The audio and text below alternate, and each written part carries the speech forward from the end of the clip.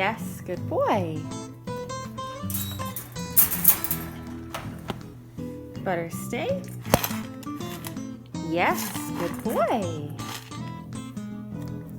Butter, stay. Yes, good boy. Butter, stay. All done. Good job. Butter, stay. Yes, good boy. All done. Good job. Sit. Stay. Yes, good boy. Stay. Yes, good boy. Stay. Yes, good boy. All done. Good job.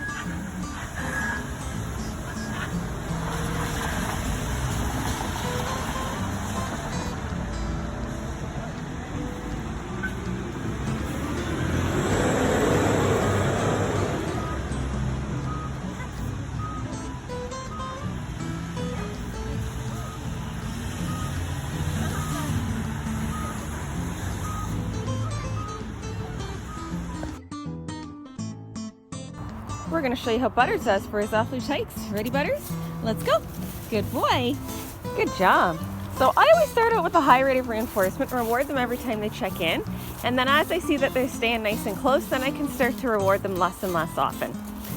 So I'm just waiting for him to look back for me. Yes, good boy. Every time he looks at me, I'm going to yes and reward, just to let him know I like those check-ins. Now, as we're starting to fade the treats, I want you to make sure, good boy, we don't stop giving it anything, right? So just because I'm going to start to, good boy, drop the rate of reinforcement doesn't mean I'm going to stop acknowledging it when he checks in. It just means I'm not going to give food every single time. I'm going to start to switch it up and give praise and affection. The idea behind that is we want to walk away and ignore jumping and demand behaviors because we want that behavior to fade. We want them to give up on it knowing that it doesn't get them anything. If they start offering behaviors that we do like and we start to ignore those, we will lose those behaviors too. So you've got to make sure to at least, good boy, okay, go play.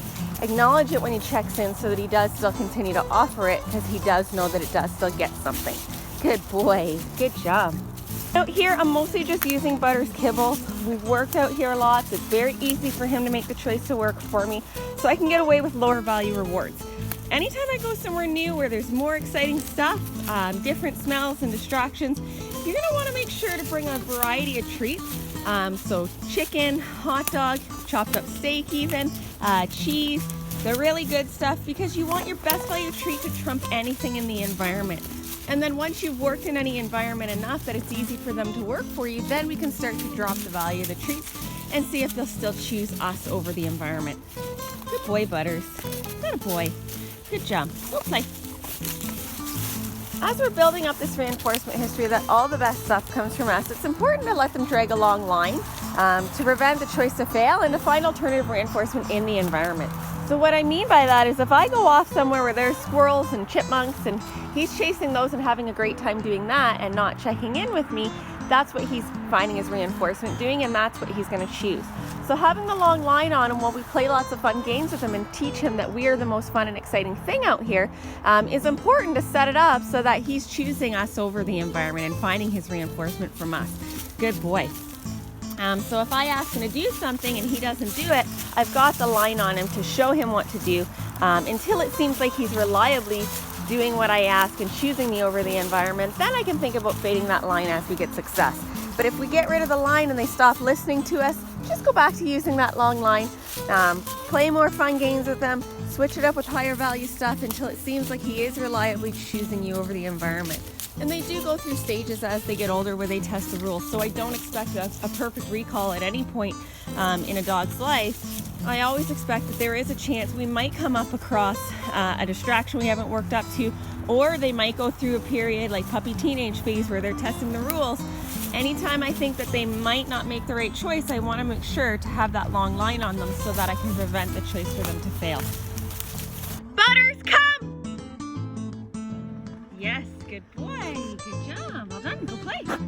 So something else to think about is it's not just about food, it's also coming out here and playing fun games and having fun with our dogs. So we want to be the most exciting and fun thing out here.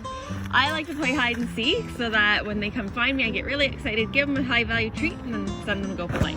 Now, sending them to go play is a really important part of the equation because we don't want them to think that recall ends the fun. A common mistake that puppy owners make is that they call their dogs, they leash them and they leave somewhere fun, and the dog starts to clue in, and then the next time that they call them, they start to resist because they don't want the fun to end. So what I like to do to make sure that that doesn't happen is I call them, leash them, give them a really good treat, and then say go play and let them play dragging their leash for a little bit. And then I just pick up the leash and go instead of using recall right before I leave somewhere fun. Along the same lines, make sure that you're not using recall to do something that your dog might not like. So I don't call them before I put them in the bath, or call them to come before I do their nails, or do anything that they're unsure about. You don't want them to make a negative association with that word come. Butters is heading up ahead. I'm going to change directions and let him know with the this way cue. Butters, this way! Yes, good boy. Good job. So I like to use the this way cue to let them know we're going to change directions. It doesn't always mean that they're going to get a food reward. It just means we're going to go have fun in a different direction. So sometimes the reinforcement for this way is just we're going to go have fun in another direction. It doesn't always have to be a food reward. But if they stop on a dime and come in like he did, I like to give a food reward.